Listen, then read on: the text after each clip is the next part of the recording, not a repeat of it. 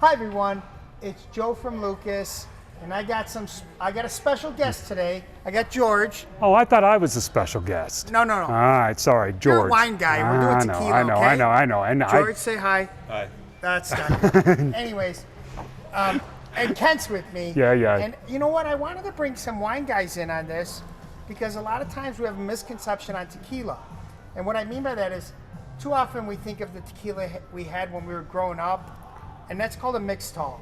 And those are the ones that they actually made agave and corn together, and they actually make you hallucinate.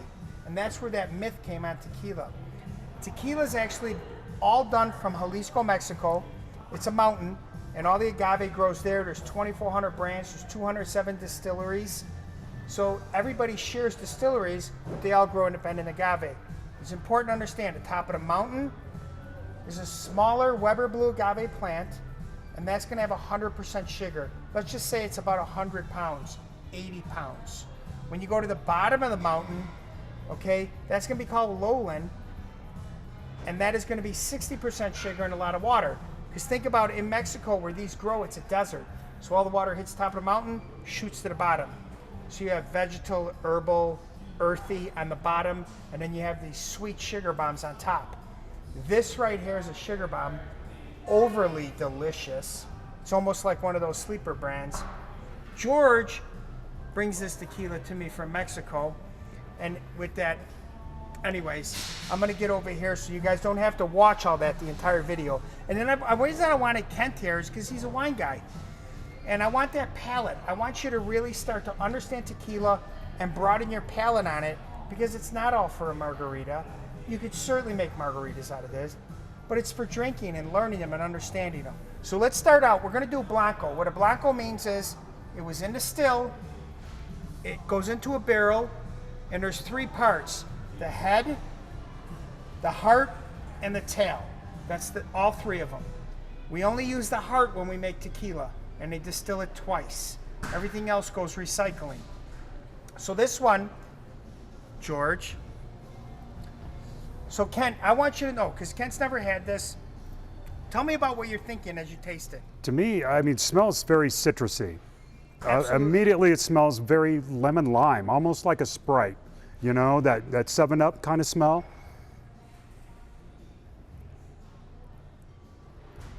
Wow, that's sweet. It's very viscous. You know what I mean? I mean, the texture in the mouth is really huge. Yeah. Texture on this. Absolutely. Wow, and that Sprite, that lemon lime goes right through onto the palate. This is one of those, it smells like it tastes. So what I like about this too is, so if I get to the tequila drinkers, the people that really hone in on tequila as a Blanco, this got that boom of agave. So tons of sugar, but then it has, you could still taste the earth. You could still taste where it's coming from. That's what good Blancos are done. So minerality. It's got that minerality that we look for Yes. in wine. Same Okay? thing. It's got this. Interesting. Same All thing. right, cool. Okay, never And mind, now George. I'm not Okay, supposed to finish this? Let's go to the Repo. How old is the Repo, George? 8 months. Okay, so most Repos are 4 to 6 months. So this Repo is 8 months, and it's aged in French oak. So when we think about that, one of the reasons I wanted Kent to join us, Kent being a wine guy, right, our great wines that we get are made in French oak. So let's go right to this one, George. I feel like I have a bodyguard today. Okay, now keep on going. All right, I no, want a fresh look at all this stuff. This to me smells vegetative. It smells like like it had just rained in like a desert area. It's got a very crisp, clean, almost an herbaceousness to it.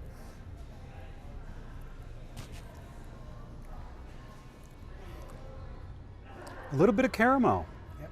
tiny bit of burnt sugar. Almost like the top of the creme brulee has just that touch of burnt. That's Ooh. such a great analogy. And what I want to do is I really want other people to taste this stuff and see what I see in tequila. One of the things that's interesting about this tequila, it's very viscousy, all of them. They're very heavy.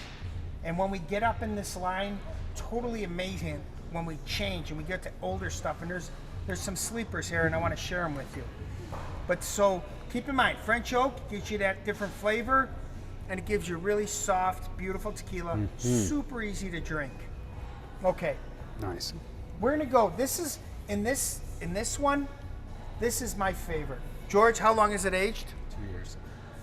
2-year anejo. By the way, many tequilas call themselves an extra anejo that age 2 years. So this has a little bit more time to develop. Most anejos are 14 months, so it gives you kind of an idea. And this comes with a security drink in the top there. Just talking about that. Yeah, yeah. I think it's interesting that the color on these two are not that much different, even though it's been double the amount of time. But then when we get to this guy, which I think is an even extremer amount of go time, 5. that's where the color really shows. No And it's question. interesting. So this one for me, for a tequila drinker that likes great tequila, oh, I'm sorry, George. There you go. For a tequila guy that loves tequila, and I love tequila, this is one of what I consider a drinker. I think this is just a solid tequila right across the board. It hits every palate. Being 2 years old, it gives me price point that's a lot higher for a tequila. This is around $51. So when I can get something like that with the depth that this has, that's what I love about it. What do you taste? You know what? To me, this has some astringency to it. Almost like, I don't want to say chlorine, but almost like in that very clean. I mean, it smells like a clean room, you know? Okay, I get that. I get that. And it transfers to the palate too. It's got a very clean. To me, this is the best one of all three that we've tasted. It's not. This doesn't show as sweet as these two do to me. Absolutely not. Okay, you're because tampering it down now. it- But here's the thing: the reason I wanted Kent to do this with me, and I had to drag him over here because he's Kent's our wine. He's the wine guru. But I want people to see these. I want them to taste them. I want to see something different. Wow, the difference in these two is huge. So this one gives you the body. It gives you more of the stuff if you're a cognac drinker, an Armagnac drinker. If you're something that's bigger, it right bolder, there. and lays out, that's what this lays out. The complexity of this bottle at its price point. Yep. There's nothing on a shelf that's like this. There's one for a little bit more, but this is kind of my wheelhouse. This is one of my is favorites. really cool. George, never mind. Anyways, let's move on. So the award winner is this one. This is the one that people really are, they go crazy over this bottle. We have a hard time keeping it in their store. Why? So this is like a cordial, Kent. I can't wait till you try this one. So what happens with this one, it's a 5-year aged on French oak. French oak creates cognac, Armagnac. Think of all the ones that a French oak creates. Oh my God. And what this does is it just lays down the most softness, the sweetest notes on the planet. This is an after dinner drink. It Absolutely. doesn't taste like tequila. It's a big sugar bomb, and it's certainly easy to drink. God, this is good. And when you said cognac, I'm like, exactly. This reminds me of a cognac. It's a Yeah. little softer than a cognac would be, but dang. Yeah, and it's just got the sweet notes. So this is one that's super special, guys. For me, I think it's more of, if I'm drinking this one, it's an after dinner drink. I'm gonna have it with some ice cream. I'm gonna have it with a little pie or something. Just a really sweet, beautiful, unbelievable tequila. This shows So- the barrel, because this is spicy. Yes. This is spicy on the finish. You get that Wow. wine, that French oak finish. Yeah, right? yeah. So now what we're gonna do is, give me that, George. Okay, so now what's interesting is, and I like showing all these expressions so you understand it. Blanco, Reposado, Anejo, Extra Anejo. Now we're gonna do what's called a Cristalino. A Cristalino is an Extra Anejo, this particular one. There's all different types, but anytime they say Cristalino, we take this tequila and we run it through a charcoal filter, and you end up with Cristalino. They're done both at the Anejo and the Extra Anejo level. Why do they do that before we drink this one? The reason they do that is they pull the wood back off it, but they want to get aged tequila. So remember we had the Blanco, you tasted like you're in Mexico, you're on Jalisco, you're on the top of the mountain, you're tasting everything. Now you're aging it. When you age it, it's almost like a bowling ball, softball, baseball, marble. We're to a marble. Soft, delicate, beautiful, pull the wood off. Now you get back to total agave flavor at the softest possible. Wow.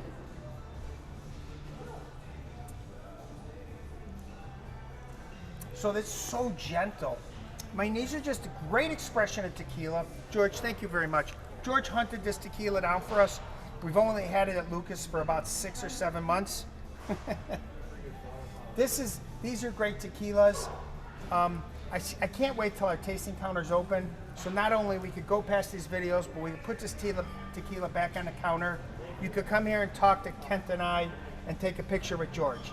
Anyways, always, guys, I mean this from the bottom of my heart. Thanks for shopping at Lucas. One bottle at a time. We truly appreciate your business. You guys have an amazing day, and we'll see you soon. Peace.